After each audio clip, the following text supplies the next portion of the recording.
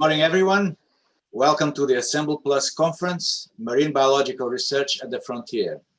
So this morning, the program starts with a workshop, which is organized by the MBRC Access and Benefit Sharing Working Group and the Interact Project EBB, with the topic, How to do Nagoya, Access to Marine Genetic Resources in Compliance with the ABS regulation, so the Access and Benefit Sharing regulations. And so I pass on to Yvonne Canciu to start the workshop. It will be Nick starting it. Oh, it will be Nick. Okay, sorry, Nicholas Spade. I'm sorry to disappoint everyone that you will have to start with me first. So good morning, everybody, and thank you very much for joining our workshop today. We've been working on this topic for quite a long time. Access and benefit sharing, as most of you know, is something that's been coming in gradually over the last couple of years, and it's something that's quite tricky and that many people still have a lot of questions about. My name is Nicholas Pade. I'm the Executive Director of EMBRC ERIC. So we are the research infrastructure for marine biological research in Europe. And I'm also the coordinator of Assemble Plus.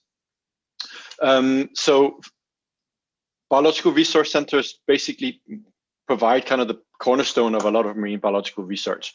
And it's certainly one of the predominant manners that researchers and companies are accessing marine organisms. And they therefore also play a very important role in access and benefit sharing, both in the activity and also in the legislation. So we are important repositories for marine organisms and therefore also offer easy access to marine organisms and ensuring that they're accessible for everyone. So the Nagoya Protocol and the ABS legislation has added quite a lot of burden onto the use or utilization, as the term is, both for the researchers and companies, but also for the biological resource centers that are looking after these resources and making them accessible. But this also means that we can play an important role in helping researchers carry out what is called their due diligence, effectively ensuring that they meet their legal obligations when using the resources. However, they do need to make quite a significant change and improvements to ensure that they are compliant and to help those facilities access marine genetic resources for its user communities. So what is going on at the moment? So within EMBRC, we have a lot of the partners in Assemble Plus, and therefore we can work with a huge number of the Assemble Plus partners in one go. We've been working to bring the biological resource centers up to date and into compliance with ABS regulations. We've run a number of projects which have had ABS components in Horizons 2020, our EBB Interreg Atlantic project, European biobanks. Also in Assemble Plus, we've been doing some work there, and really Assemble Plus has provided a lot of really interesting use cases for these new activities. Within some of the data projects, we're also looking at the implications of ABS, and we have also had some national projects like APA EMBRC France, which is essentially on French ABS regulations.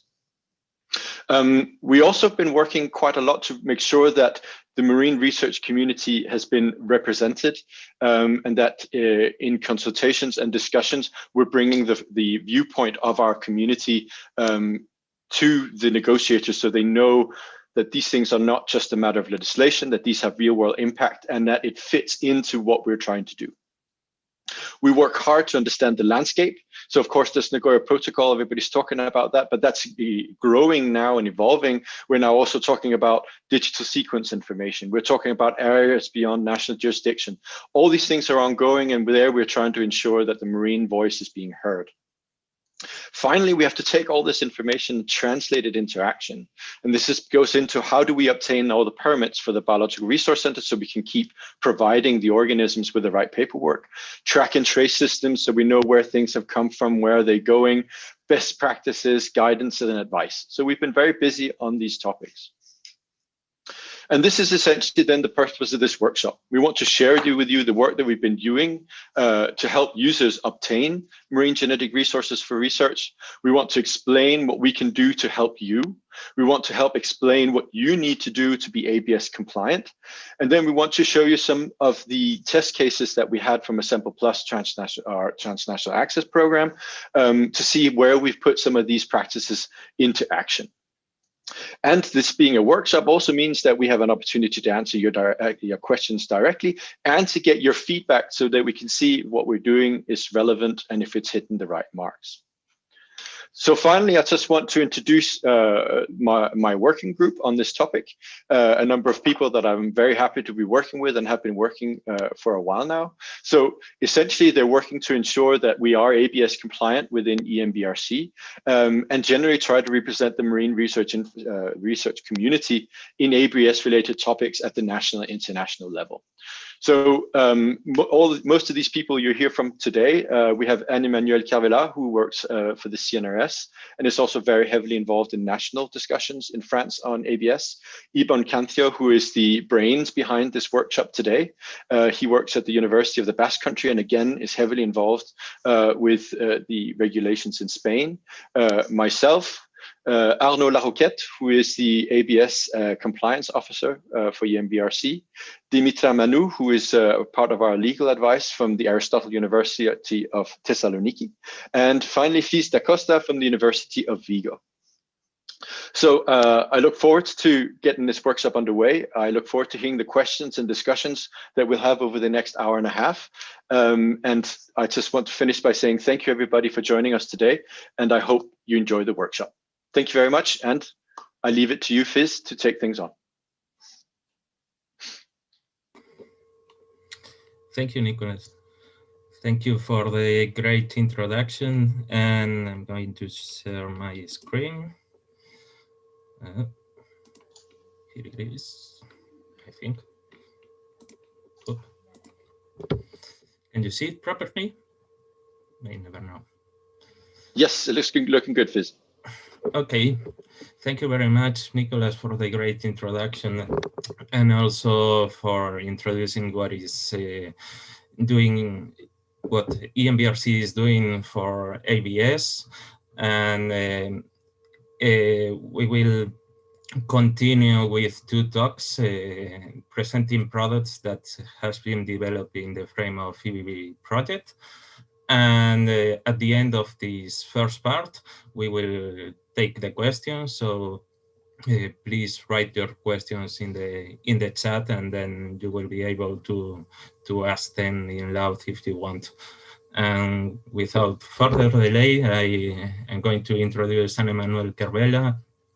As I said, as Nicolas said, works at CNRS in France and Station Biologique de Roscoff, and she will present us one of the products that has been developed, that is the EMBRC guide to ABS compliance, and she is one of the main authors that produced that enormous work.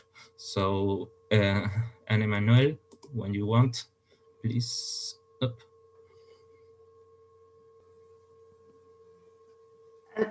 Good morning. Can you hear me?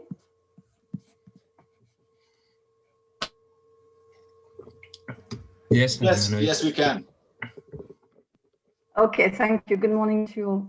Thank you very much, Fizz, for the introduction. Yes, I'm going to, I have a very short time to introduce you to our Bible, which is this guide that we produced after different years of discussions and workshops. So everything will be said very quickly. So if I'm going too fast, so please answer questions in the chat later on, or ask me later some more information on this. So I hope that we'll be able to give you a little bit of hint of our recommendations to go through the ABS maze. The ABS world is a maze. It's very complex and really integrated. So we need to have like an Adrian string, you know, to go through this maze. And we do hope that this guide that we are producing will help you navigate this world. We produced it with somebody who is, I don't know whether she's online, it's Edith Tillin from the Marine Biological Association lab in Plymouth in UK, part of EMBRC UK. Her work has been extremely valuable, as were the UK CNA, ABS CNA actually, because they were very, very crucial and instrumental in the production of this guide. So considering the situation in UK and the furlong, she couldn't attend this workshop or couldn't present this guide with me today. So to explain what I will try to present today is that I would like to express that ABS is a new paradigm for research on genetic resources and on marine genetic resources. It really brings you a new way of doing research on these genetic resources. You're going to see how it impacts every part of the research activities and on the research activities of your project, but also of your institutions. The biological resource centers, as Nick has said, have specific responsibilities in ensuring that you apply these complex frameworks the best possible way. And this guide is really a code of conduct that you can take on to present it to your institution that will help them taking action to protect you and helping you in performing your due diligence along the chain of the scientific work, from the sampling of the genetic resource to the transferring, using it and transferring it. The guide has been endorsed by the infrastructure in MBRC, and it includes policy standards and on the bench guidance for everyone. You can read it. It is read in a very simple way so that really practitioners can understand it, but also it is written for your institution to take them on board. So, okay, so very briefly, what is ABS? ABS is a new system that is now in place since October 2014 internationally, and it comes from a protocol that has been adopted, which is a supplementary agreement to the Convention of the Biological Diversity. And basically it says that each country now has sovereign rights over its genetic resources. That was said in the Convention of Biological Diversity. So each country now can be, if it wants to, if it has adopted an access legislation, every country can be awarded benefits for the utilization of their own natural heritage, their own genetic resources. What are genetic resources? Well, basically, it's every biological resources plus derivatives, so plus natural compounds. So every time you use that from a country, you must make sure that you have the rights to use this material, and that you have also negotiated conditions for using this material before you even start your project. And this is the tricky part of it. So it covers every kind of utilization, whether it's in basic research or applied research, and it covers research and development on genetic and biochemical activities. So lots of people are impacted by this new framework. So this is the map of the parties that have signed the Nagoya Protocol for now. This is very recent, just using yesterday's map. But this map is a bit tricky because it doesn't say whether each of this country have adopted an access legislation.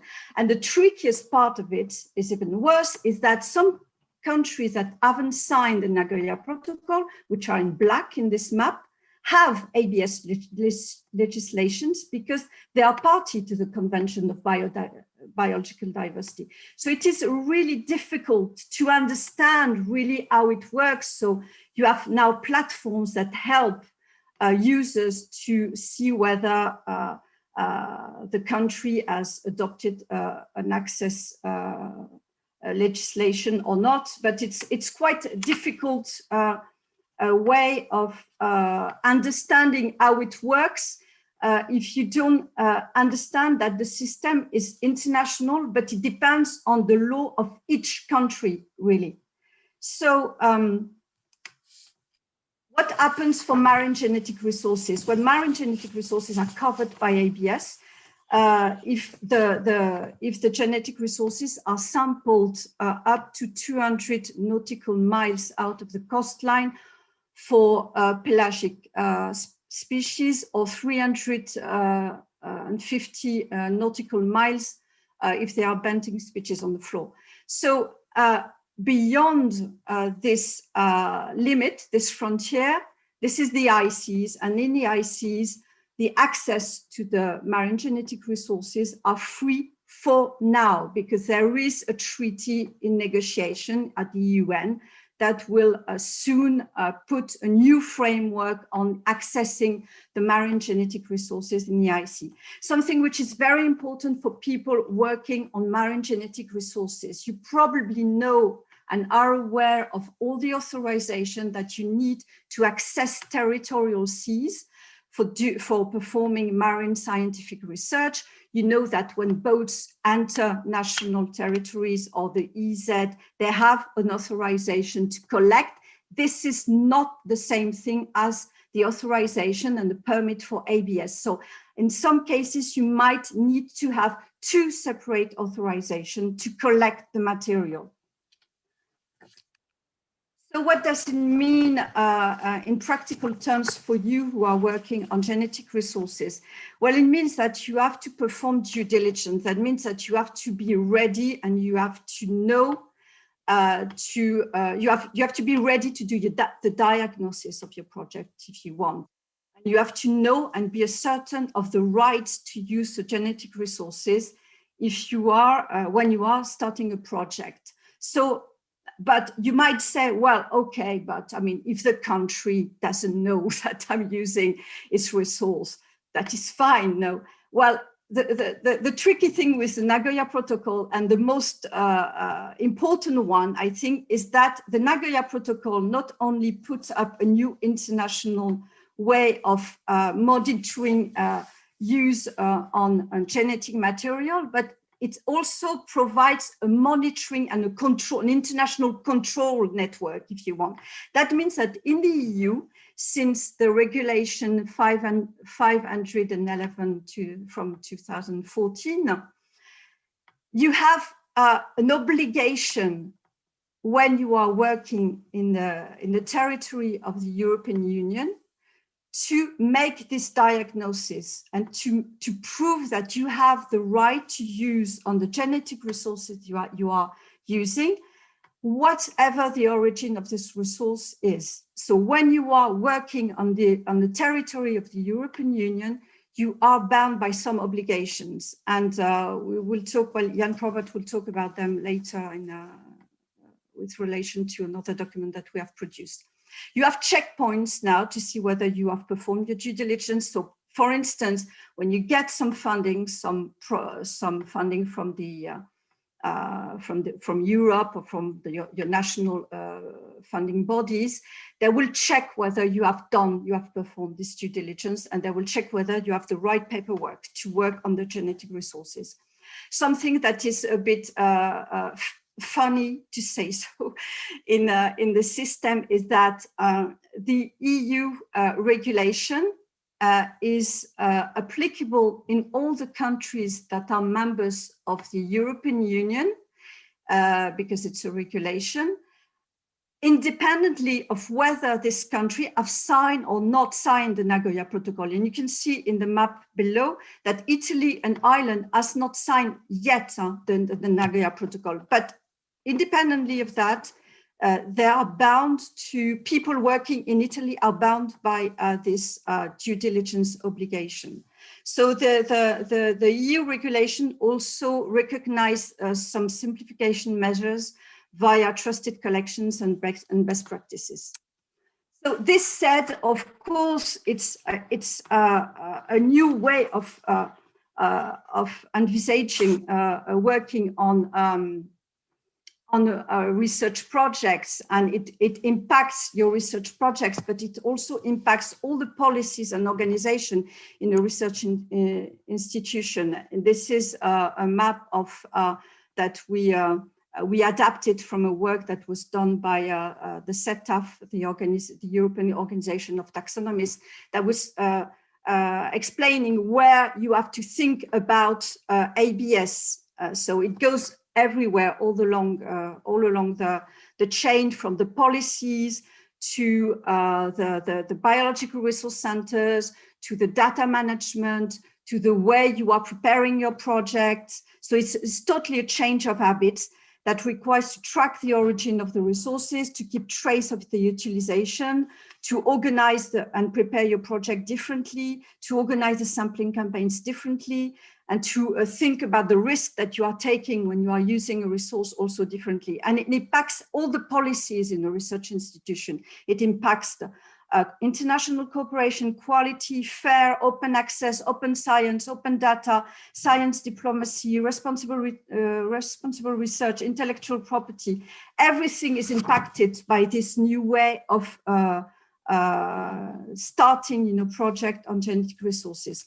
So, and this guide that we try to make as a useful tool for you to navigate this framework.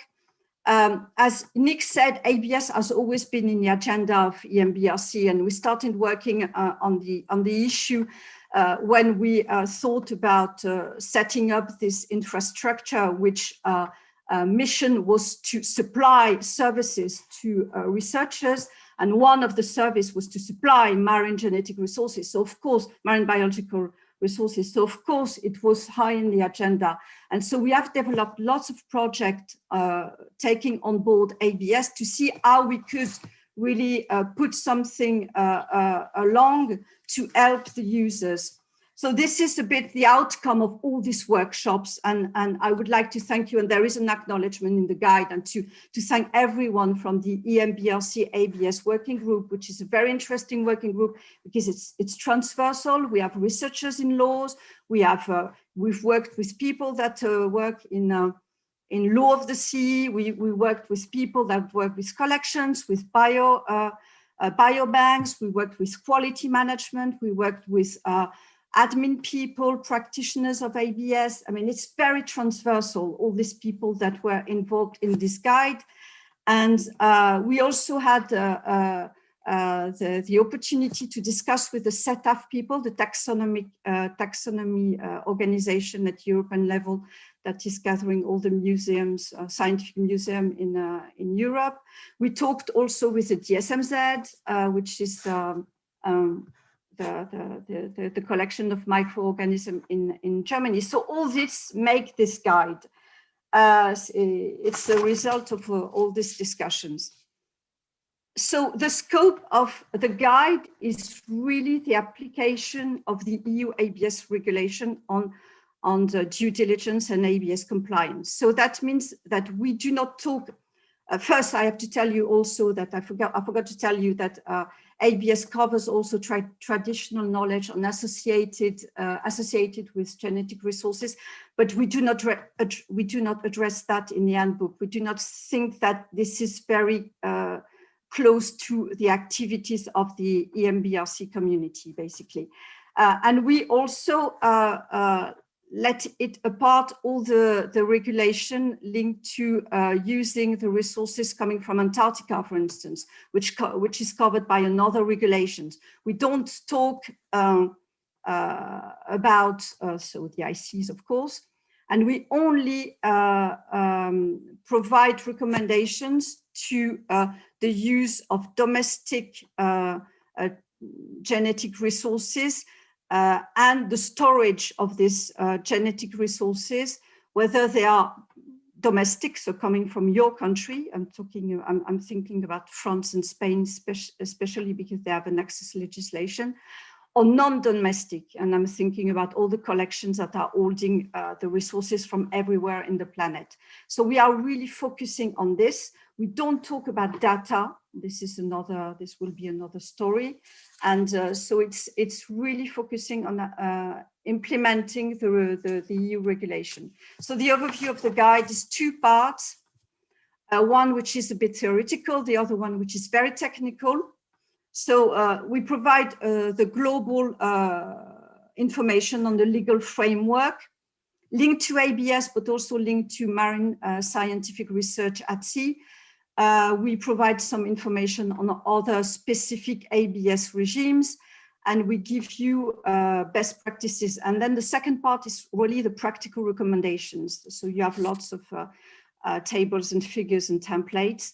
So the summary of recommendations, and this is really important for you researchers that are employed in an organization and who do not know how to tackle this ABS thing. Really, the first thing that we call for is for every research organization and university to identify activities that require managing and defining the institution responsibility for ABS. It's very important that each university and each research organizations have been through its policies and procedures to see who's doing what and to really secure the action of their researchers in this. This is a basic, message that we want to provide. And then we have different technical guidelines. I'm not going to go through all this. The guide will be online in the EBB website and in the MBRC very soon. So we have technical guidelines for everything from acquisition to sampling, visiting researchers, depositing, utilizing genetic resources to the registering of collections. So it's very broad. Please read them and give us feedback if you think that we forgot something. And you have also templates. Now we are lucky that you have lots of different published models and contracts linked to ABS. So because lots of communities have worked on this issue. So we provide them with that. We provide also you with a poster that's been published in a project that is called Don't Be a Biopirate, which is a small awareness leaflet. And we have an annex which can be handy for those managing collections. It's an annex that was produced in the EBB project by Anne Probert, and it gives you the obligatory and recommended database fields that you should take on board when managing ABS in a collection. I put it just an abstract because it's a 3-page template, but it can prove very important for those managing collections. Okay, so that was it for the guide, to give you a short overview of the guide. Now, the EU regulation allows best practices, ABS best practices, to be recognized when they have been defined by a community of users and when they are effectively implemented. This is something that EMBRC may want to follow, to have this best practice recognized at the European level. There is one set of best practices today in the register, is the one of the taxonomist, the SETAF one. So this is something that EMBRC might want to take along once all these best practices have been implemented in the infrastructure.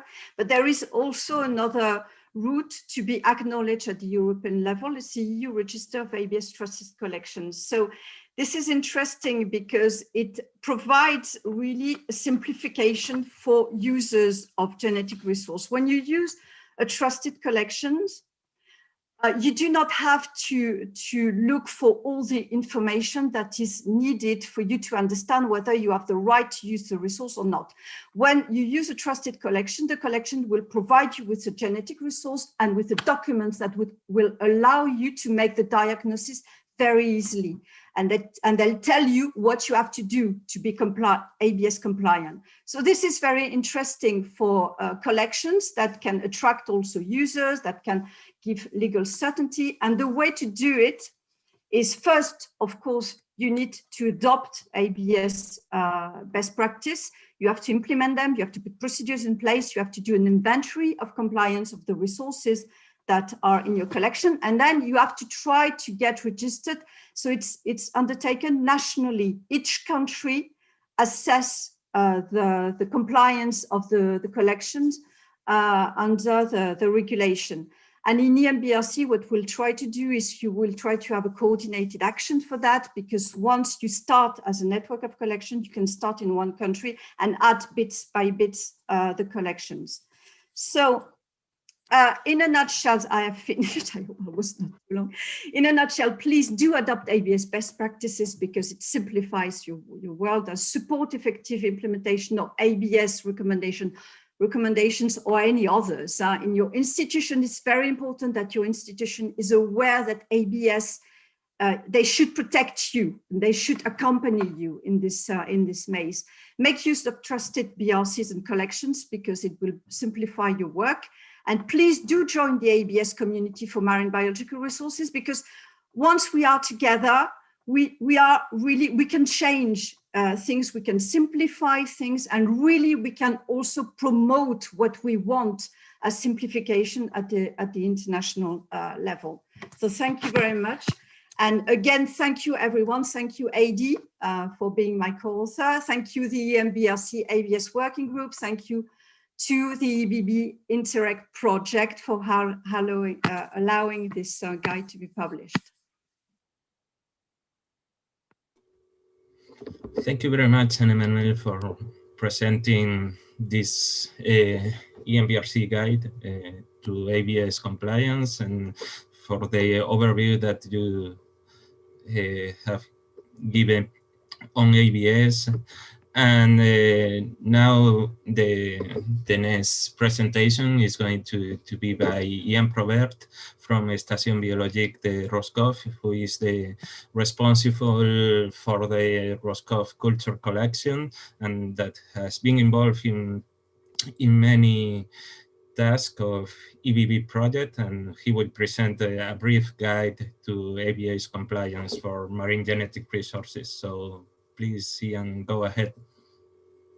Yeah, sorry about that. So thanks, Fiz. As Fiz said, I'm working in the Station Biologique de Roscoff and the Biological Resource Center. So I'm going to present briefly this step-by-step guide, which is focused on for users rather than the actual collections. It was produced in the context of EBB by the EMBRC ABS working group, which I'm not actually part of, so I don't quite know how I got roped into making this presentation, but there you go.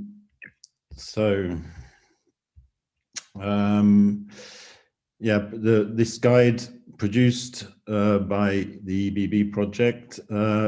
First of all, a disclaimer that this guide and all of the guides that we've produced in no way supersede any official texts at national, EU or international levels, or the ABS policies of your individual operators. They're meant to be just hopefully useful and simple guides to the actions you need to take. And so this guide is basically a practical to-do list for individual scientists, whether they're from academia or private sector, who are conducting research on genetic resources. And it's basically a compendium of frequently asked questions, because we as operators of collections, we very often get slightly panicked researchers who have been asked who see that they have to do something for ABS and they don't really know what to do, and so we get lots of questions about this. So we tried to put this into a simple step-by-step guide. So the idea is that before starting your project, whether it's on fundamental or applied research, we recommend that you follow this 6-step iterative process. And basically the 6 steps correspond to these 6 questions. So the first is, what is the nature and origin of the resources that you plan to use? The second is to ask whether your project is impacted by ABS. Third step is, if it is impacted by ABS, where can you find information about ABS? About whether you need a permit, and if you do need a permit, the fourth step is, how do I negotiate that permit? The fifth step is, how do I demonstrate due diligence, so ABS compliance? And the last step is, how do I manage ABS documentation? So I just made one slide on each of these steps. Well, it's kind of difficult to put images in, so it's lots of text, but there you go. I've tried to simplify it as much as possible. In the guide, which is it's not published yet, it's in the final stages of drafting. It's not too late to change anything, so if anyone has remarks, we'll be happy to integrate any remarks. In the published version, there will be more information, so some examples for each step, etc. But here I've just tried to summarize each step. So the first step is to collect information on the resource you're planning to use. So this should be done theoretically, at least, before starting your project. And ideally well before starting your project, and we're talking months, ideally months, and even 6 months, a year before you start your project, you should be looking to start this process. In practice, it often doesn't happen that way, and in practice, it can be possible to retroactively, once you've started a project, apply this procedure, but the recommendation is really to do this well before you start your project. So you need to ensure that you collect the following information about the genetic resource you're using. So the place and the date when the resource will be or was originally sampled. For the place, you need at least the country, and ideally further information, including geographical coordinates if possible. The date, you need at least the month and the year. And by whom was it sampled, or will it be sampled, and by whom? It's not so much the person who is important, but the organization they represent. It's important to have that information. You need to collect information on a description of the resource. Ideally, that is a scientific name, so a Latin binomial of the actual species you're planning to use. But if you don't know that, it can also be a common name of a species or a category of organism. If you're getting the resource from a third party, if it's not you who's sampling it, then you'll need information on from whom and when the resource will be obtained. Afterwards, you need to collect information on whether there are any rights associated to the resource, and specifically, you in the context of ABS, you want to know whether there are any ABS permits linked to the resource already. But it's also useful to collect information on any other kind of permits, so national sampling permits or any other kind of contracts, which could be material transfer agreements or consortium agreements, that kind of thing. So collect as much information on rights as possible. And if there are rights, you need to collect the information on what are the conditions of utilization of this resource.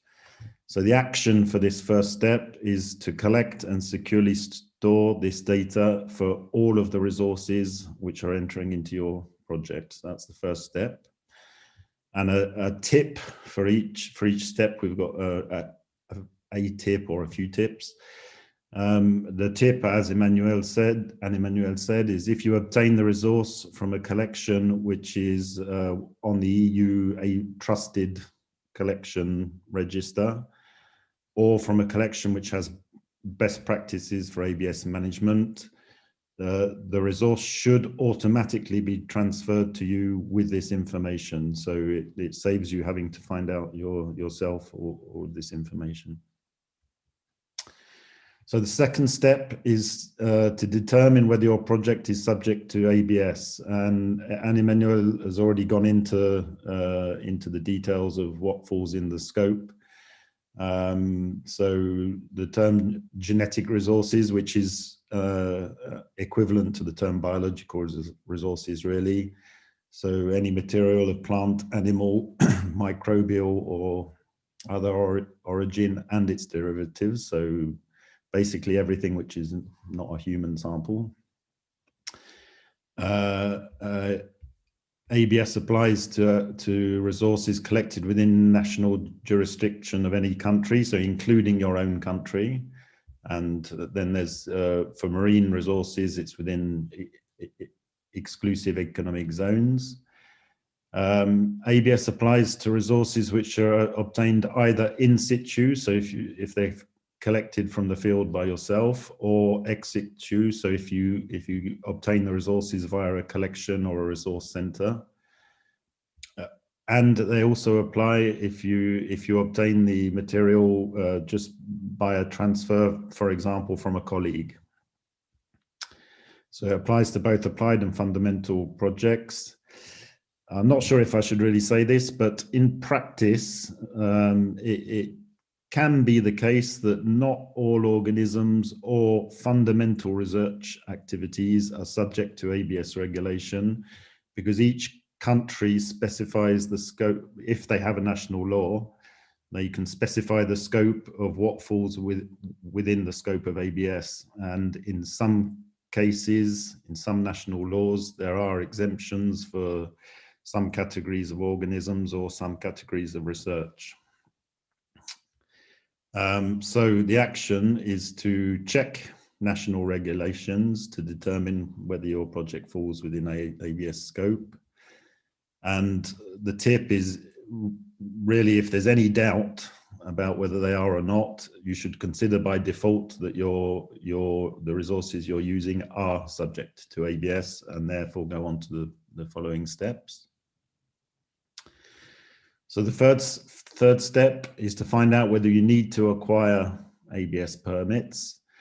And for this, the first thing you need to do is to go to the Access and Benefit Sharing Clearinghouse website, which is the website where the maps that Anne Emmanuel showed were from that website. So that's the kind of international website where you'll find the information on which countries are party to the Nagoya Protocol or not, whether theoretically you should find information on whether they have each country has a national ABS legislation. And most importantly, perhaps you find the contact details. So there's a term called national focal point, which is the person in each country to contact for information, and the national competent authority, which is the authority you'll need to get in contact with if you need to negotiate permits. So if the country of origin of the resource you're using in your project is a party to the Nagoya Protocol, you have to verify whether it has a national legislation. This information, as I said, should be available on the ABS site. Again, in practice, very often the information is partial or missing. And so and maybe also out of date. Even if there is information, it may be out of date. So what you should do in all cases, it's recommended to contact the ABS national focal point of the country of origin of the resource you're using before you start your project, to see if the information on national laws is correct. And if the country of origin of your resource has implemented national legislation, You will then need to obtain a permit to be able to access the resource, and this permit is called prior informed consent, so the PIC. And you'll need to negotiate the conditions of utilization, which is mutually agreed terms, MAT. So these two terms, PIC and MAT, are the two ABS documents you'll need to get. So the action for this third step is contact the ABS national focal point of the country of origin of the resource you plan to use. So you find the contact details on the ABS Clearinghouse website. And you present your project just synthetically, and you ask whether it is necessary to obtain ABS permits, so PIC and MAT. And if so, you ask for information about the procedure to do this. So what happens in practice for a lot of countries, not all, but a lot of countries, is you write an email and you get no reply, and you wonder what you're supposed to do then. So the recommendation, if this is the case, is if your emails don't get answered, you should resume this action. So send emails again, so 3 times in total at a few weeks or month intervals. And on the third attempt, copy your own ABS competent national authority into the mail. And the tip is to ensure that you keep copies of all of the mails or other correspondence which is sent, because if you don't get a reply, these mails count as the proof that you tried to do the necessary steps. So step 4 is actually negotiating the ABS permits. So if the country of origin of the resource falls in the scope of ABS, you have to enter into negotiation with the competent national authority of that country. The procedures vary from country to country, but generally what happens is there'll be some kind of form to fill in, which may or may not be online, and usually is in English, not always, but usually there's an English online form to fill in. If your project is for non-commercial use, usually there's not too much problem to negotiate the PIC and the MAT. The competent national authority will examine your project, maybe have an exchange of mails to get some precisions, and then provide you with the PIC and the MAT. For projects involving commercial use, because in non-commercial use, the MAT is usually involved in non-monetary benefit sharing. But for commercial use, obviously, it can be more complicated, and there can be negotiations on monetary benefit sharing, and that can take significantly longer time. So the action on this 4th step is to prepare a clear and concise description of your project using the list that you developed in step 1, and including a summary of the expected outcomes and impacts of your project. So prepare that to enter into the negotiation. And an important tip for this is the permits, it's likely to be able to much more easily obtain these permits if your project is conducted as part of a collaboration with partners from the providing country. So if at all possible, get in contact with colleagues, scientists in the country of origin, and try to enter into a collaboration and mention that collaboration in your discussions. So once you've got your PIC and MAT, you can start accessing your resource and doing your research. Step 5 is how to do due diligence, basically how to demonstrate ABS compliance. So if your country is party to the Nagoya Protocol, you theoretically should be required at some point to demonstrate compliance. In the EU, the control of compliance takes the form of a declaration of due diligence, which proves that you've undertaken the steps to ensure compliance. and includes the documentation together with the resource. So there's different types of checkpoints for this demonstration of ABS compliance. The one which is perhaps most important for most of you would be the declaration at the stage of research funding.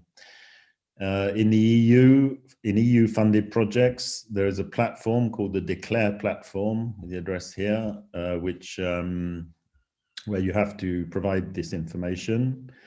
And on a national level, national funding agencies may require you to provide this information on some kind of national platform. There's also another checkpoint, which is if you're developing a product, and there are national platforms for providing this information in that context. And you should note that some countries, this is on a country by country basis, so that some countries may apply additional checkpoints, for example, I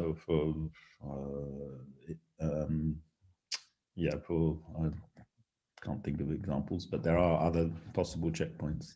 So the action is to familiarize yourself with the ABS compliance control mechanisms in your country, and the sanctions for non-compliance in your countries. That can be quite a motivating factor. And for example, if I'm not mistaken, in France, in the French national law, the maximum sanctions, theoretical sanctions, are 150,000 euros and 1 year in prison.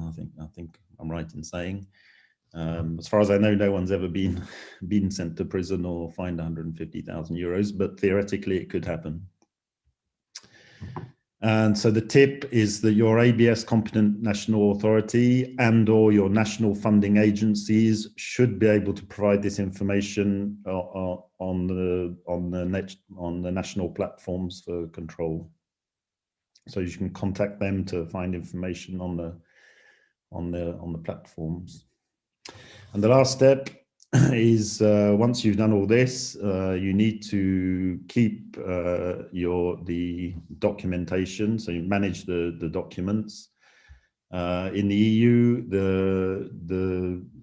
in the EU directive, it states that you must keep this documentation for at least 20 years, and it should be transferred to any subsequent users. So if you transfer the resource to someone, you should transfer the documentation with the resource, and this for 20 years. And you should note that if you do transfer the resource to someone else, it's likely that the person you transfer it to will have to reapply for ABS compliance. That should be taken into account. So the action on this last step is to implement some kind of secure data management system. So this could just be an Excel file or some kind of database, a secure system for the ABS documentation of all of the resources you're using in your project, including those that are not impacted by ABS at the time of utilization, because you should be aware that ABS legislation can evolve in the future, and that can affect the ABS system. And finally, the tip on this last step is, if you want to avoid the bother of this data management, you may choose to deposit the resources in a collection or a biorepository which has an ABS management system or a quality management system. So that's the step-by-step guide. That's just because there's lots of text in my presentation. I just put an image, nice image of Roscoff on a sunny day. It wasn't any time in the last 6 months because we haven't seen the sun, but that's the institute in the background. And I'll finish there. Thank you. Thank you, Ian. Thank you very much. We have some questions in the chat. We have, I don't know, some minutes before the next part. And so I think that the first question is by Katrina Esseter. Katrina, do you want to ask some of your questions? I can't remember which my first one was. So I had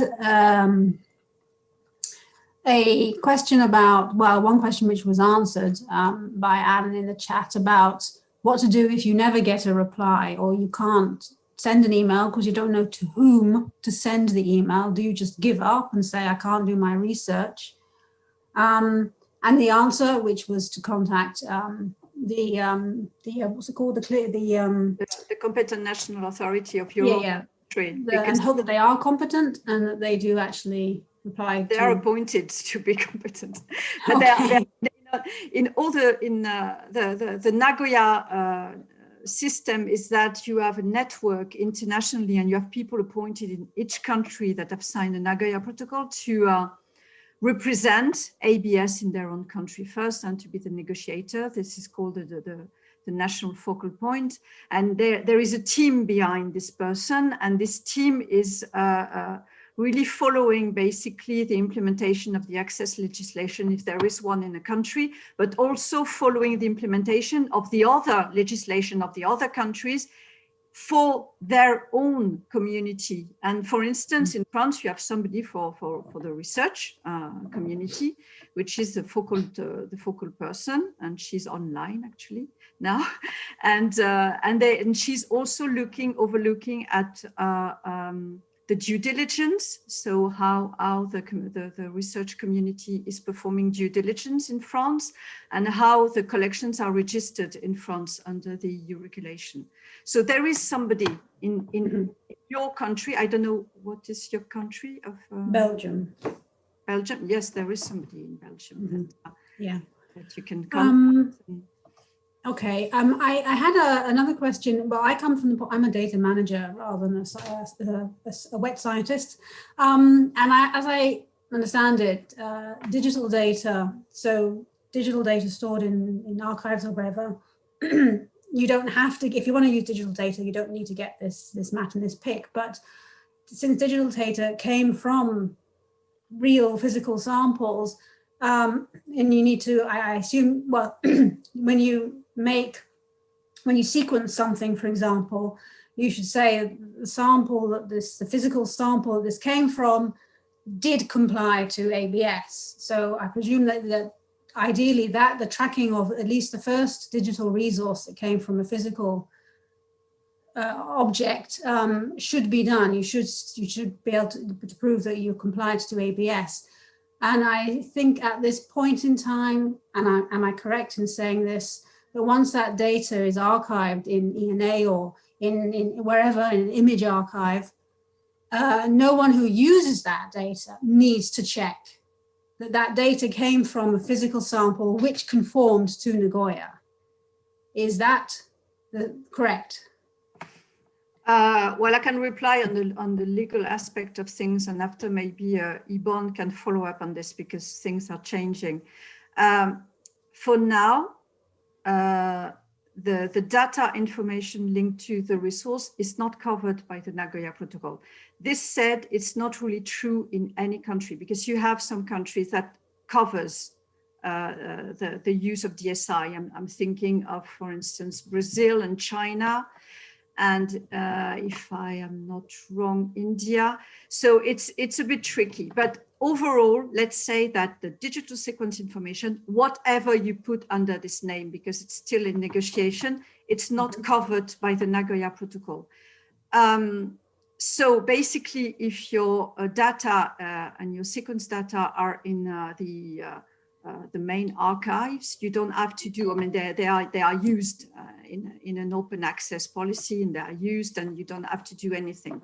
But of course, I mean, extracting the data from this resource is an utilization under the Nagoya Protocol. So it probably would have required to do something, but I don't know whether Yvonne wants to say something about the DSI and the state of play of the discussion, or? No, I don't have anything special to add on what you have already said. I mean, that's true. The Nagoya Protocol applies on genetic resources, physical genetic resources. You have to touch them, and there must be DNA on them, or there must be a product derived from it.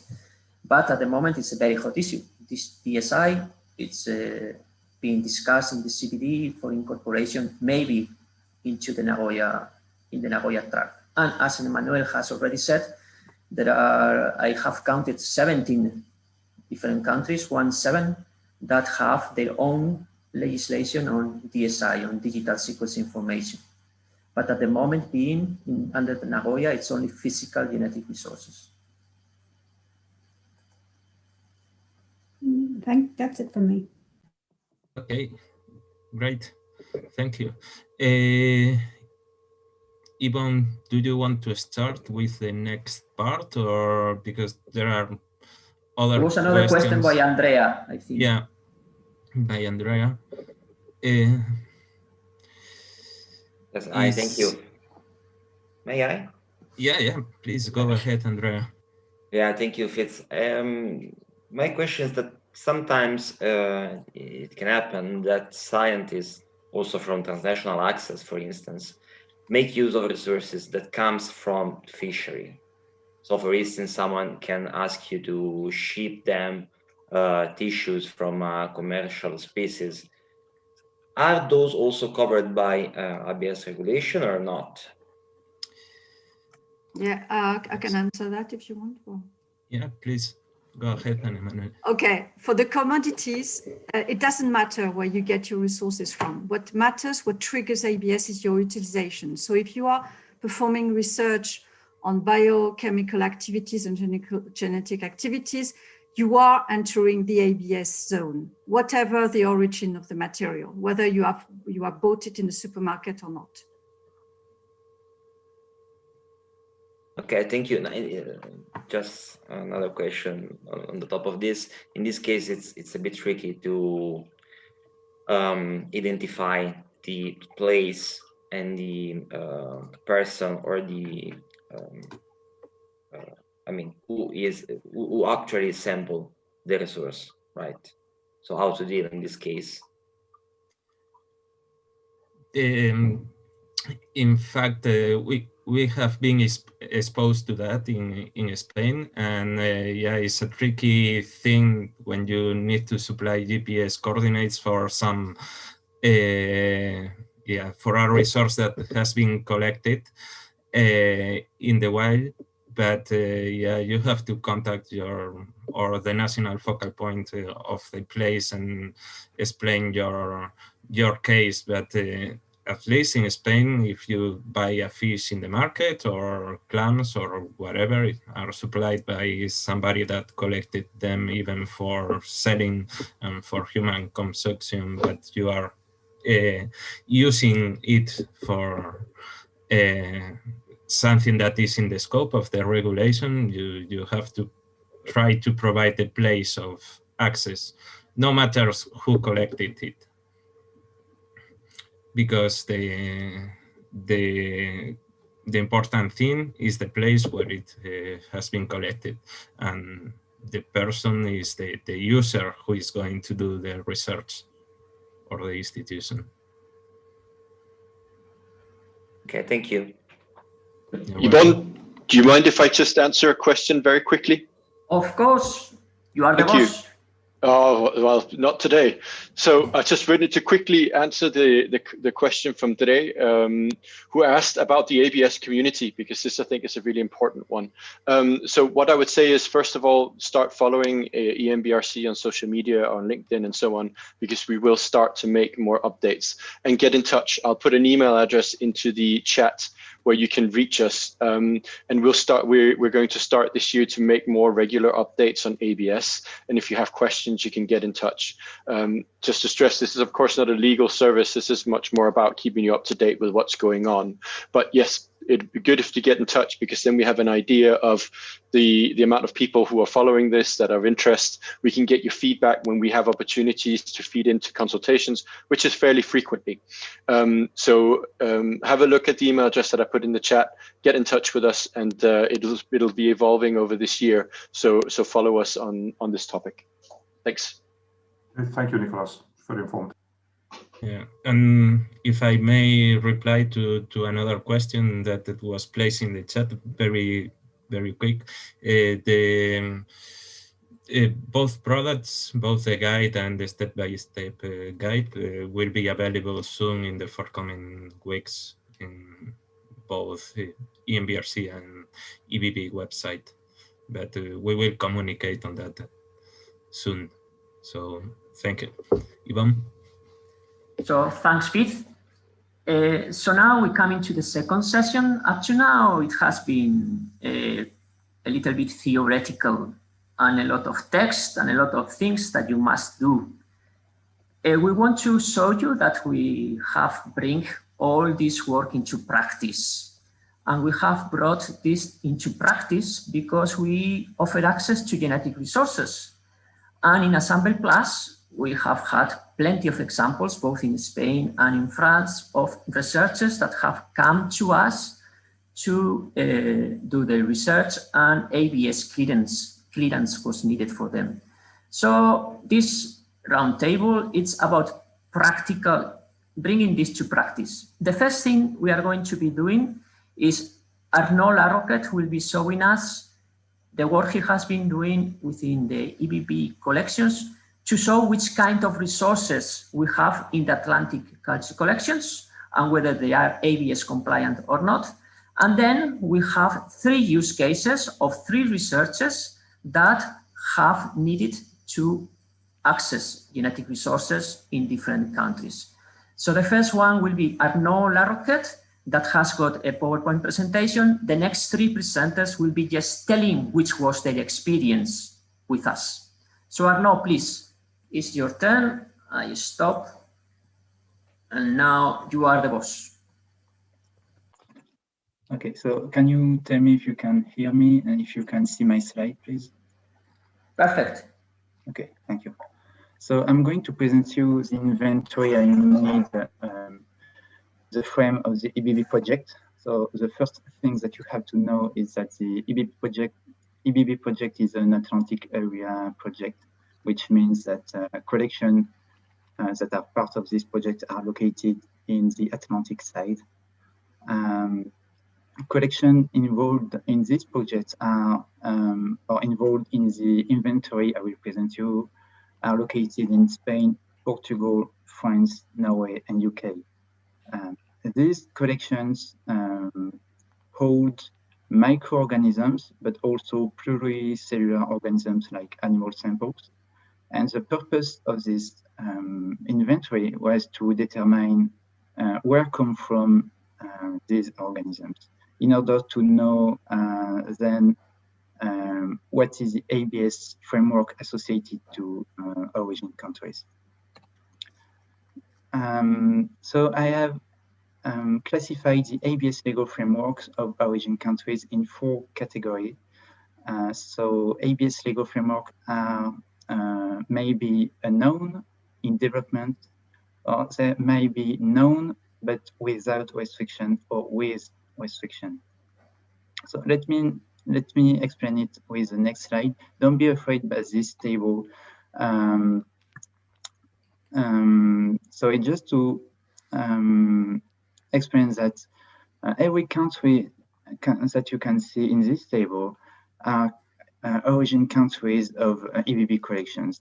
It means that EBB collections have collected their organisms in these countries. At the end of the table, you can see countries in which EBB collection hold just a few genetic resources or organisms. And on the top of the table, you can see countries in which EBB collection hold many organisms. So as I said, you can see the same color system than previously. Countries in white are countries in which the ABS framework is unknown because there is no ABS information on the ABS clearinghouse website, or because we do not have any contacts to get further information, or because the contact does not answer to our question. Then in yellow or orange, you can see countries in which the ABS framework is in development. It means that the access and use of organisms is free and unconditional, but it may change in the future because they are implementing their framework, and we do not know if it will be a framework with restriction or without restriction. Then you can see countries in green that are countries in which the access and use of organisms is free and unconditional. You do not need any kind of permit to access and use resources in biological resources in this country. Or you do not need permits. When I need permit, I mean prior informed consent or mutually agreed terms. But you might need permits that are related to protected area. So you don't need permits related to ABS.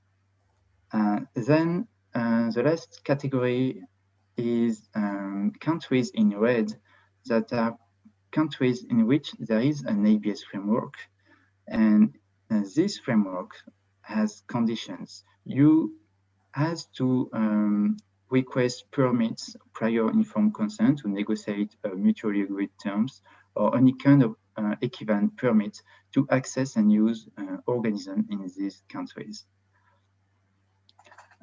So these permits impact on the activities of researchers, users of resources, organisms, but also they might impact on activities of collection, because in some countries we might need a permit to transfer organisms to third parties or to users.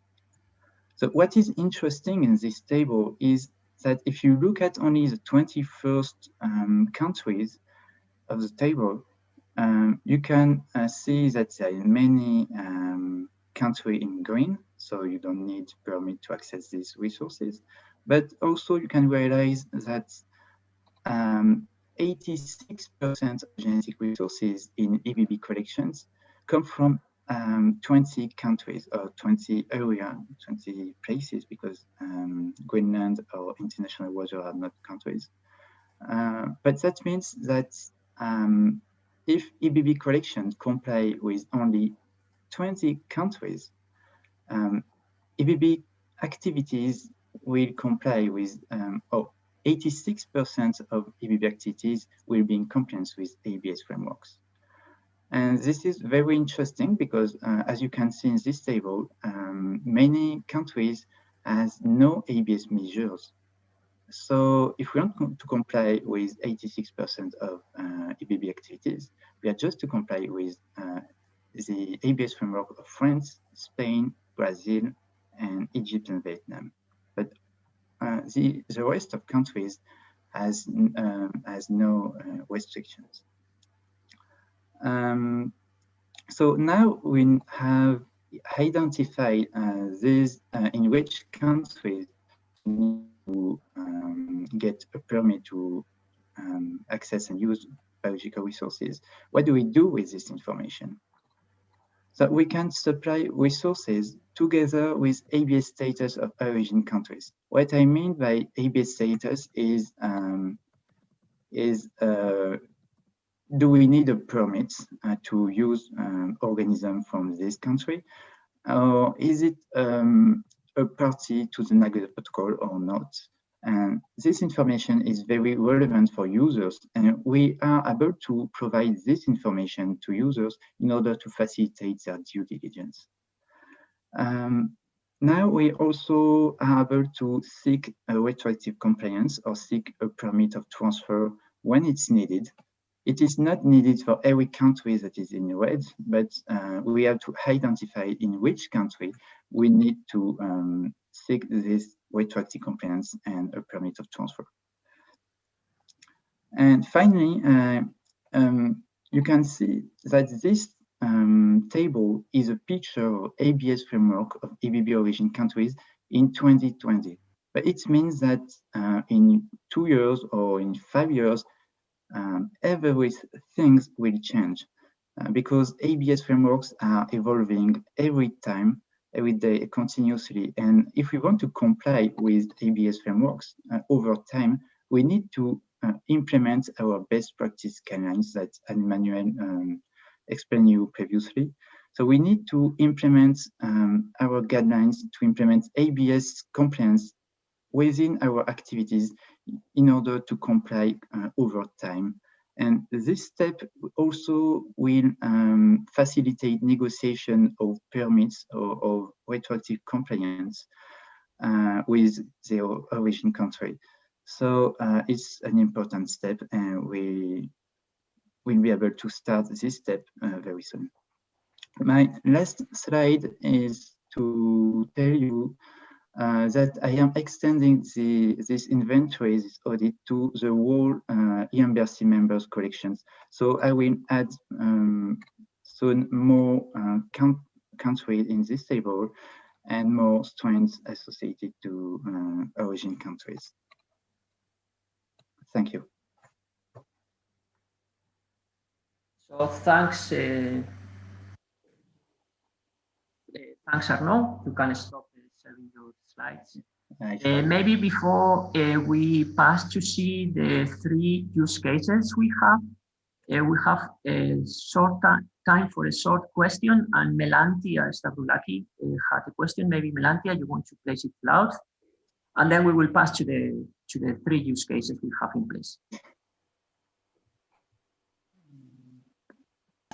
Yeah, hello. Yeah, hi. Yeah, I was wondering about this table that we were seeing earlier about the countries, that some countries had already the permits for all the samples they gave. So can you hear me correctly? Yes. So about the countries that they did not have a permit, do we have proof that people that made the collections tried to take the permit, or for all the samples that they provided? Or is there proof that all countries that do have the permit have the permits with their samples provided? Or is it something, I don't know, unofficial? How can we check that it's officially in the database? So we need to have the proof, every proof that we get permits, we need to get them, to store them, and this is very important. So what was your question, sorry? Yes, I understand that you need to have the proof, absolutely, but when those samples were taken, was it like 2 years ago, 5 years ago? And was it obligatory to have the proof? So you do have the proof for all the samples, regardless of the time the samples were collected? It will depend on countries. But if you have collected your samples 2 years ago, and it will depend if there were a regulation 2 years ago in this country or not. And you might request retroactive compliance. If you do not have any permit and you need it, you can request this permit now. And you are just to contact the national focal point to explain when you get your samples, what you did with it, and that you want to get your retroactive compliance. So it's not too late to get permits if we don't have them.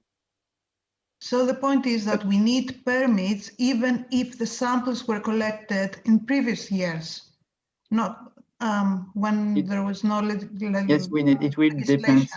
It will depend on countries, but we need them. Yeah.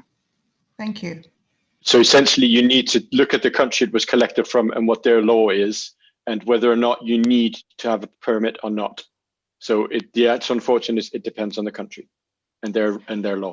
Yes, my question was about the samples that were collected in previous years. Yes, and it's the same, and it's the same thing. You need to check that country to see if there is a retrospective law and when it was put in place. Some of those laws were put in place in the 90s.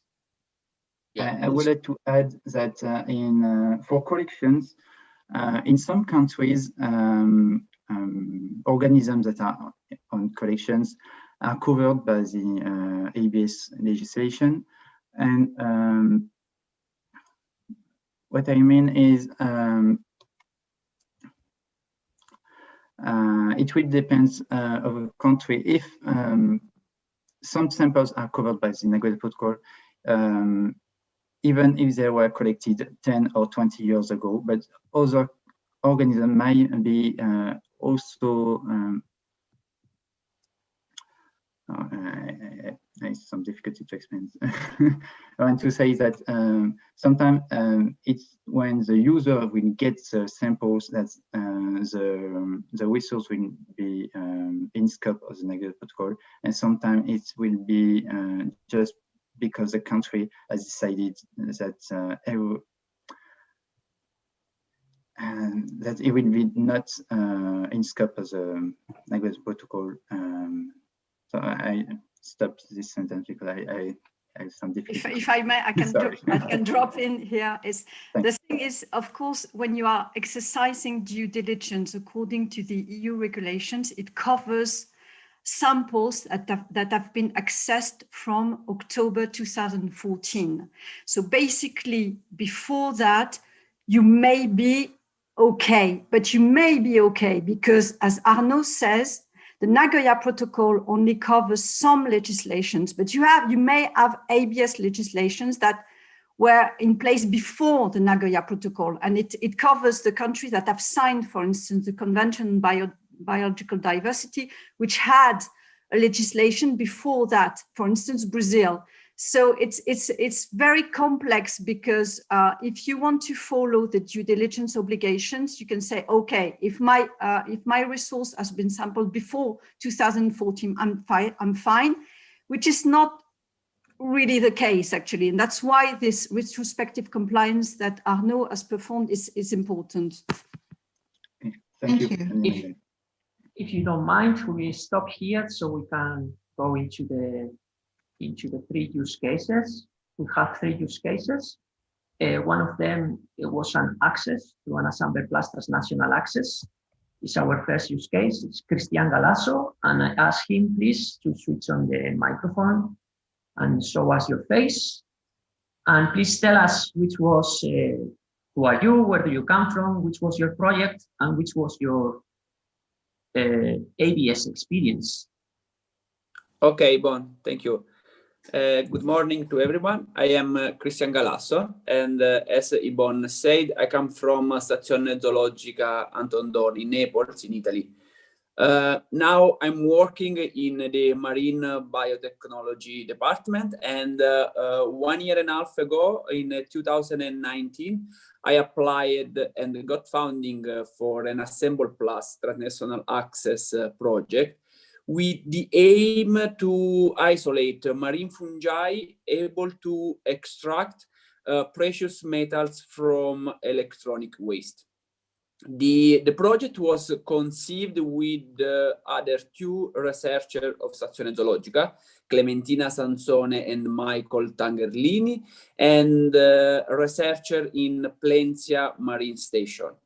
The idea was to sample sediment from high polluted coastal areas, since species living with high metal concentration have probably developed a biological process to interact and also to metabolize these xenobiotics.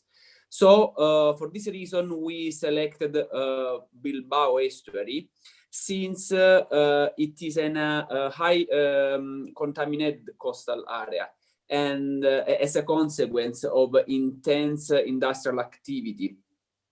The isolated strain were used to investigate the capability to sequester or into fungal biomass or to solubilize into medium metal such as iron, copper, platinum, palladium, silver, and gold. So this project used genetic resources from Spanish coast, and Spanish government has a strong ABS legislation about permission for sampling and use their genetic resources. Colleagues in the Plains and Marine Station applied on our name to the Spanish Ministry for the Ecological Transition to obtain the ABS permit. The procedure consists in an online application in Spanish using a ministerial platform accessible only to Spanish citizens.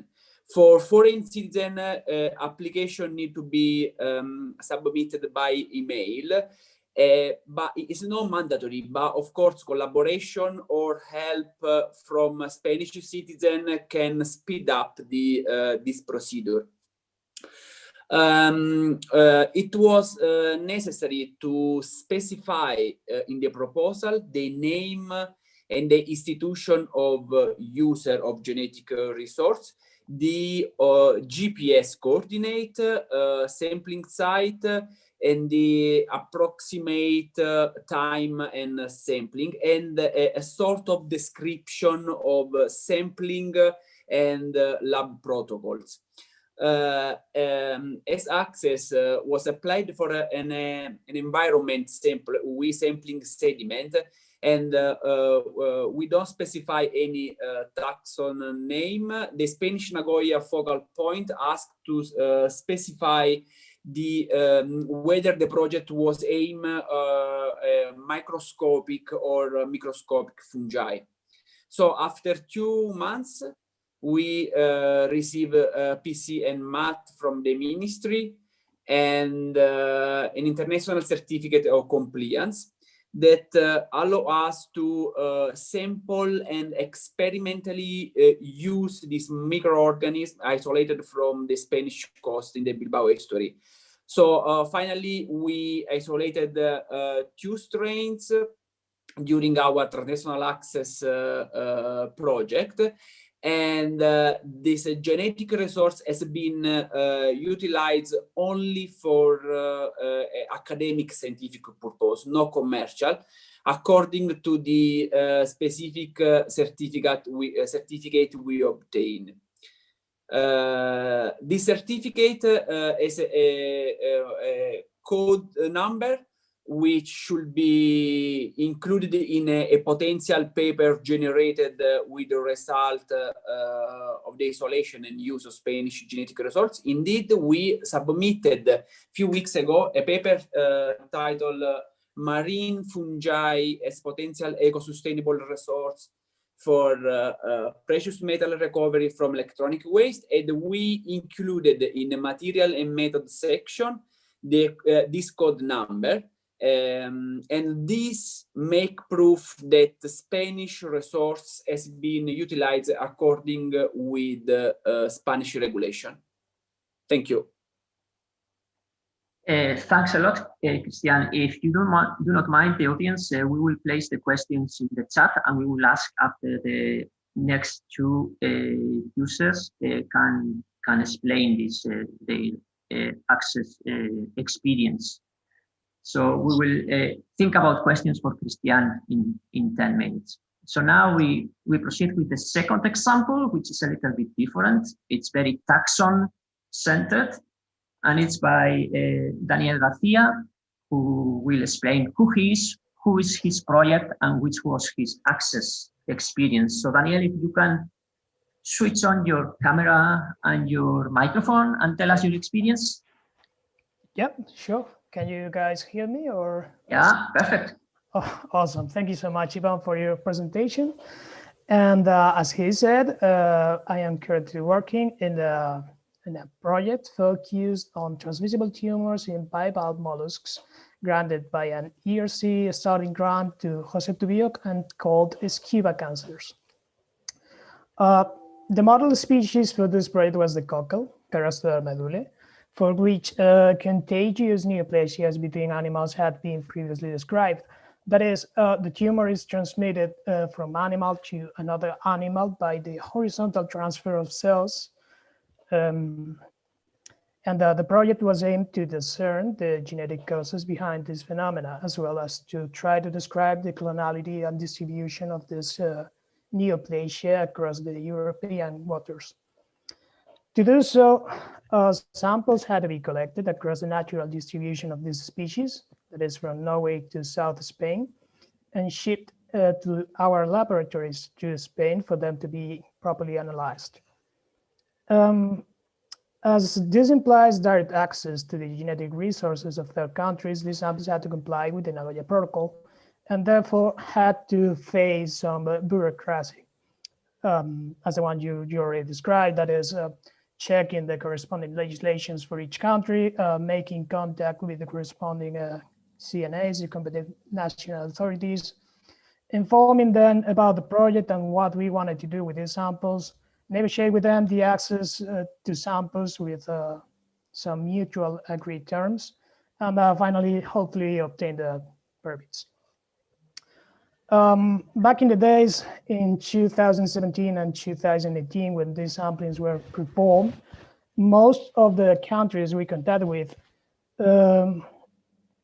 didn't have strict regulations yet with regards to the Nagoya Protocol, and obtaining the permit was either summarized in either try to contact them and never have a reply back, or them telling us that such permits did not yet apply according to the domestic laws, and that was the end for those ones. We got the samples and we processed them, but there were two exceptions, and these were Spain and France, for which the entire process to obtain the corresponding permits was carried out. It was time-consuming, especially for the French ones, and required a lot of effort, but we finally obtained the permits to access to the cockle samples from the two countries for 1 year, and could sample them and play with them as we wanted. On the other hand, our project also required the assembly of a reference genome of the cockle, Carastoda medulae, and to do so, we needed to share tissue samples and genetic data from Spanish cockles with our collaborators at the Sanger Institute in the UK, Cambridge. And obviously this implied that a third party, not initially considered in the original MAT that we negotiated with the Ministry of, with the Spanish Ministry, was about to have an indirect access to Spanish genetic resources. And consequently, we had to contact the ministry again, state to them that we wanted to share some tissue cockles obtained under the previous permit with some collaborators from the UK. And we had to modify the MAT to include the Sanger Institute as an authorized party at the MAT. And well, that's the moment we are in right now. When this is done, we have to comply with what we said in the MAT.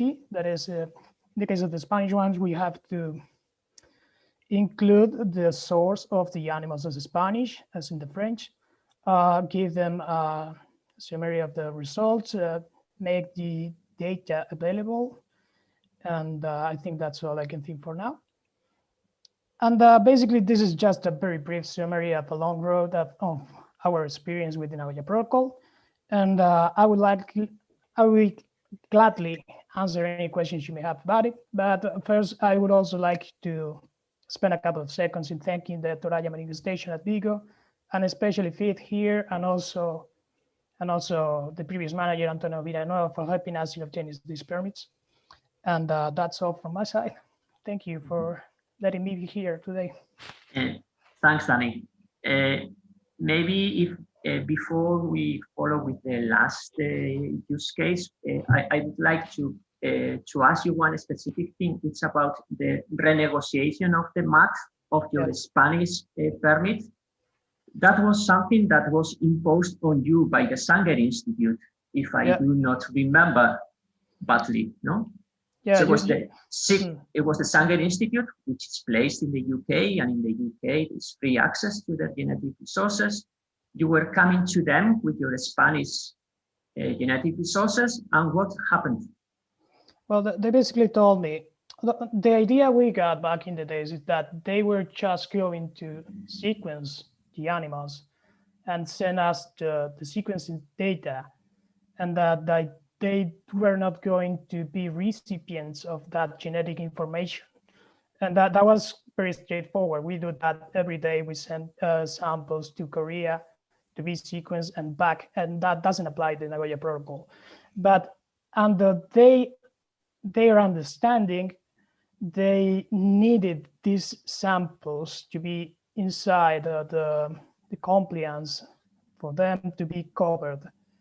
It is a matter of like the way they understand the legislation, and that they don't want to be in trouble because they don't have the permits themselves. If that replies the question. Thanks a lot. I think it's an important message for the rest of the people to understand. Thanks, Daniel. Thank you. And now, stay tuned because there will be questions afterwards, maybe. And now we come to the last speaker, which is Fernando Reyes, who works in an institution which is in the interface in between fundamental research and applied research. I thank him very especially because he's speaking from Granada, and they are experiencing more than 100 earthquakes in the last 3 days. And he's a little bit dizzy, but Fernando, please tell us your experience. Thank you, Yvonne. Actually, 600 from early December. So we are facing a difficult situation. So I'm Fernando. I work for Fundación Medina. It's a research institution created by pharmaceutical company, MSD, the University of Granada, and the government of the south region of Spain, and under the legal frame of a foundation. And we do research. We mainly seek new bioactive molecules in the pharmaceutical sector and also in agriculture. And we are partners in a project, a recent project awarded by the local government, the government of the south region of Spain, in which we are trying to find new antimicrobial agents from microalgae.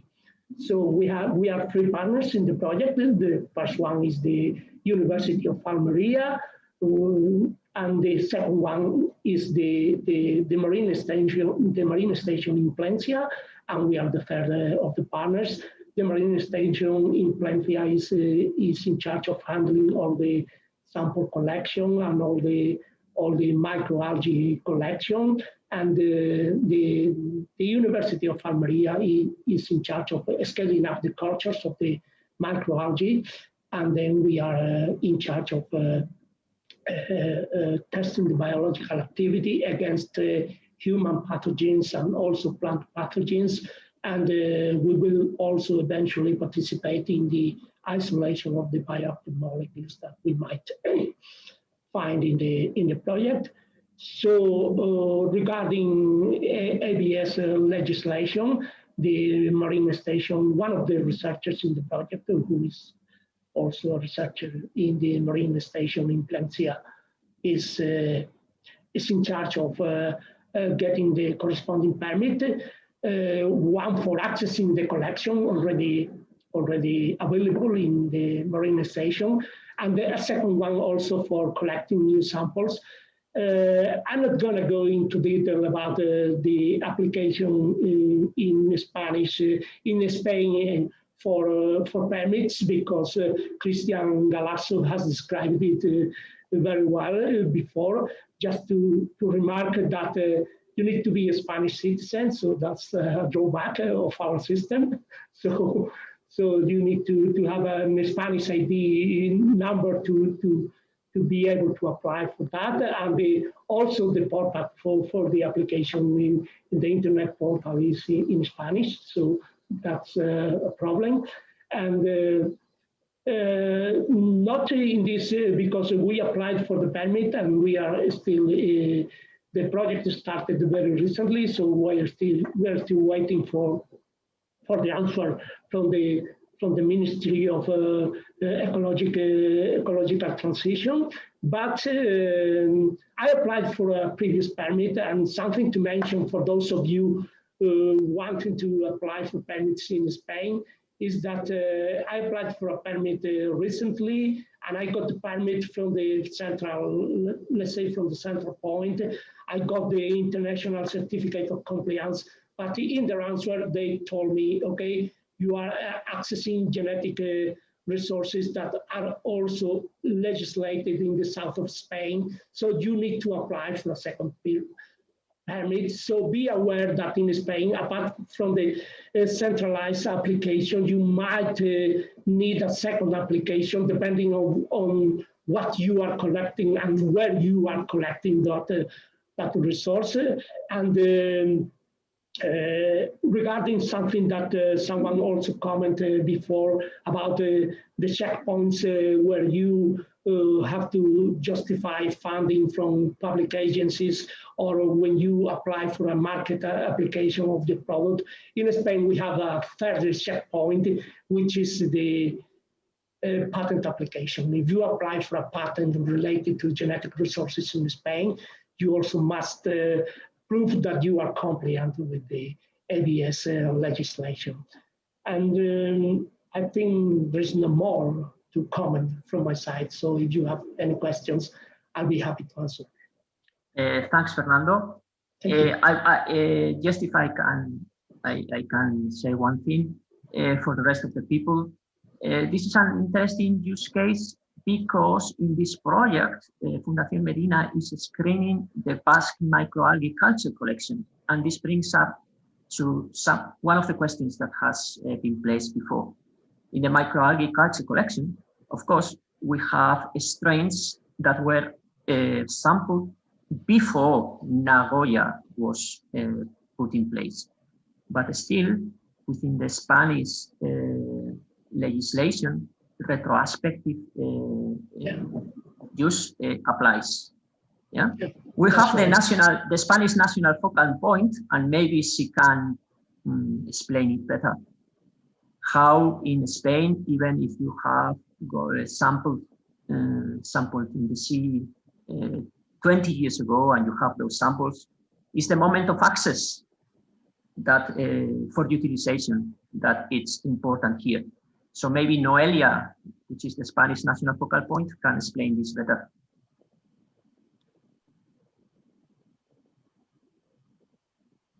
Noelia, are you with us?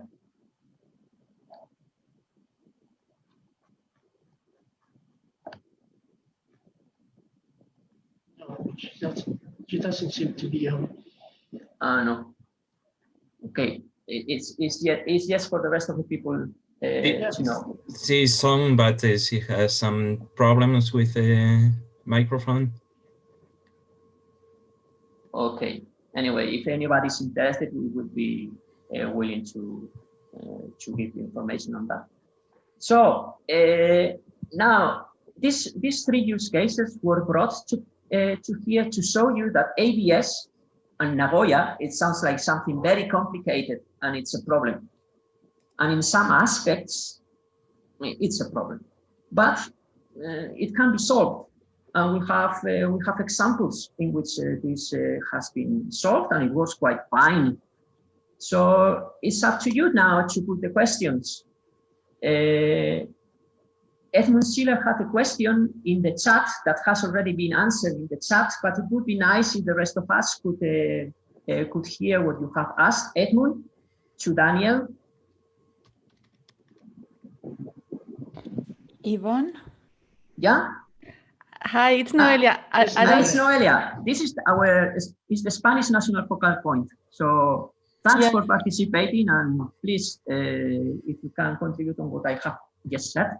Thank you very much. Thanks a lot. Sorry, I was having some, I don't know, something with my microphone, but happy that it's solved. First of all, thank you so much for inviting us to follow this meeting and for all this work that you have been doing to contribute for the implementation of the Nagoya Protocol and the ABS legislation.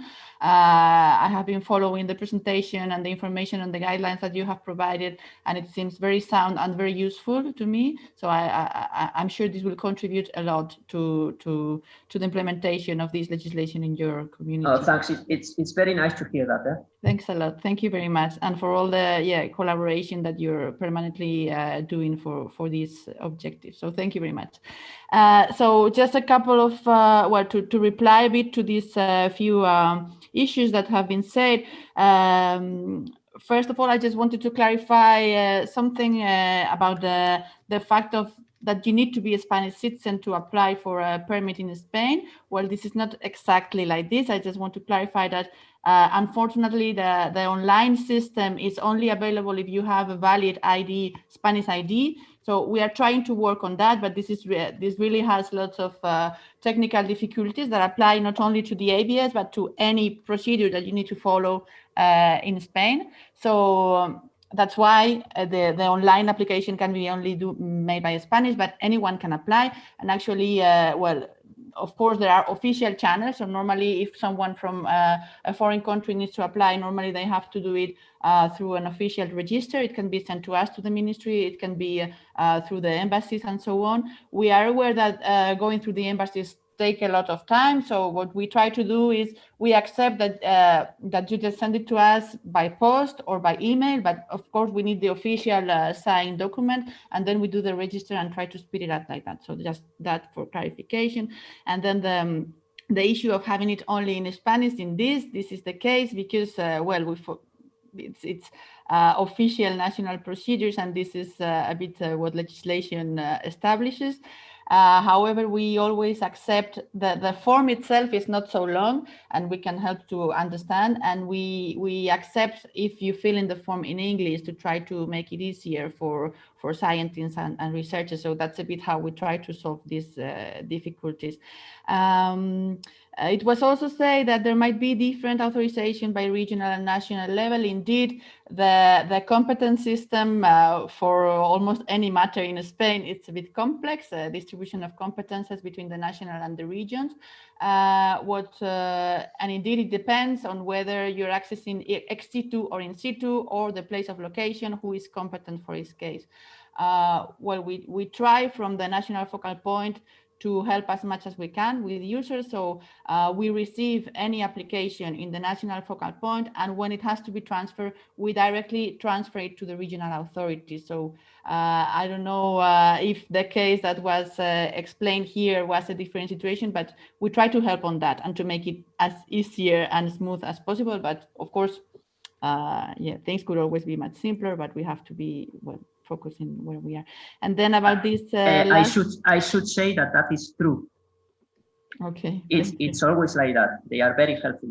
Okay. They were very helpful for us as well. So the only thing is I received the authorization, but saying that I needed to apply for a second permit to be compliant with the Andalusian legislation. so it was. But was that second permit for ABS, or was it maybe for the collection itself? For the collection. Yeah, exactly. It's probably a lack of knowledge from my side. No, it's okay. But it's true that sometimes this creates a bit of uncertainty. The ABS access does not include per se the sampling, because the sampling. So that was my lack of knowledge. So I thought that with just the ABS permit, I could do everything, and eventually found that, and it took a long way to get the second permit because of the COVID pandemic situation.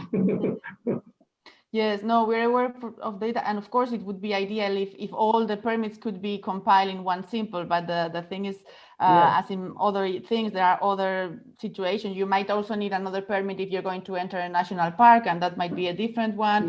But I think this is often the case in many places. And we're learning step by step. So next time we'll know this in advance and probably we'll apply for both at the same time.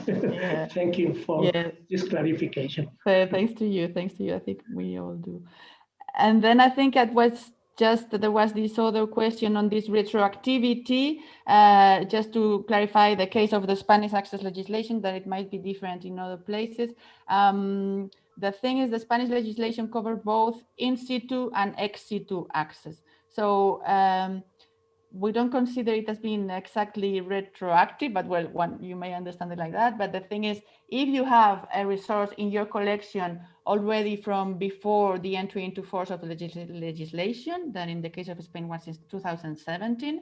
So let's say if you have in your own collection a genetic resource that you sampled before and you are going to use it yourself, you can do it and you don't need to ask for a permit. But if someone else is going to access, then this person is accessing an ex situ genetic resource, and it's not something that they had before. So it's in this case where they need to ask for the permit. So this is a bit the kind of retroactivity, but not really. If you have it yourself from before, you can continue with utilization. I think those were more or less the doubts that were pending. So thanks a lot for thanks a lot, Noelia, for contributing. So I guess there was a question by Andrea Tarallo on the permit that was obtained by Christian Galasso. I have answered, but maybe you can speak it up loud, Andrea.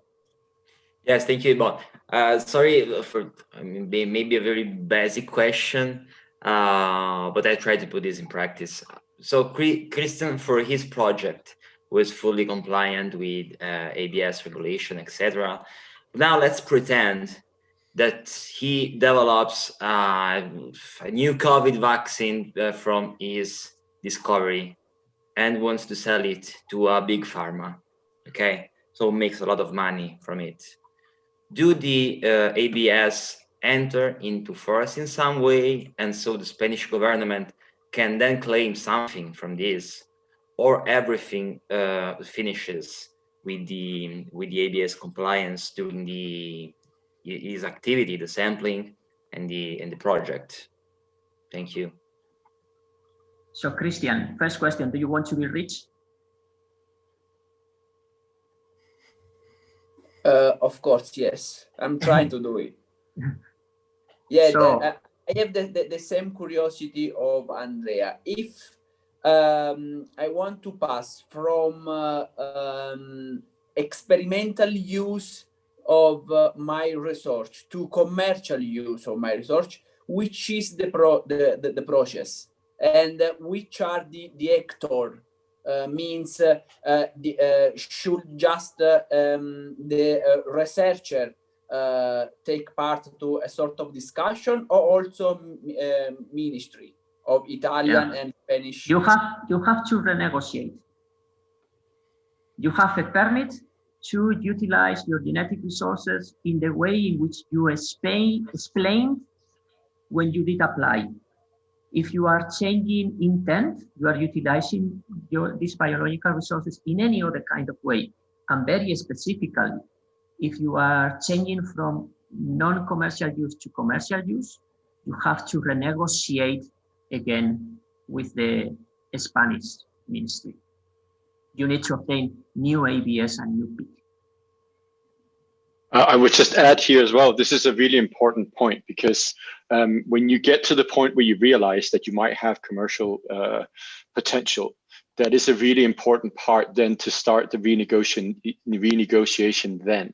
You don't want to be in a situation where you have developed the product and then you are asking for permission, because essentially you've already done the work and the country is going to say, great, we want loads of it, or you can't use it.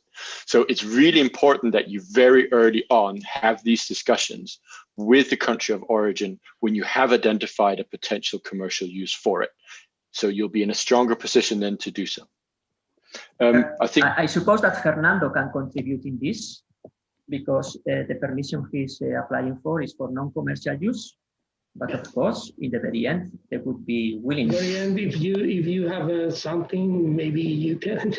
The best thing to do is as soon as you see that you might have something that is of commercial use, just go and apply, as you mentioned, for a second permit to negotiate again. In the cases for Spain, the first one, the non-commercial takes 2 months to get an answer, and the second one is up to 6 months to get the answer from the. But it's if you plan to commercialize, or you see any potential use of the research you are doing, you better apply for another permit. Having the permit doesn't mean that your product will eventually go to the market, but you better do that early, just to be sure that you don't have problems eventually to commercialize your product because you don't have a permit to do that. So, sorry, but I think that we are coming to the end. We have to close in 5 minutes. I think that Nick wanted to say something. Sorry, Adelino? I was just saying we should close now so that we have time to link up the next one. Yeah. I just wanted to say thank you for everybody. It's nice to see so many people being here and asking questions and participating. And I hope you've enjoyed this discussion. I certainly have. I found it very useful. I hope you've also been tempted to have a look at the materials that we've produced, the guides, the best practices, and so on. They'll be going online very shortly. We will be announcing this through Assemble Plus, EMBRC, and all the other channels that we can access to let you know when it's online and when the links are there. These are documents that we will be looking at updating regularly. I don't mean every week, but at least every year we'll be checking that they are up to date and so on, so you know that these are reliable sources that you can keep making sure are the right ones.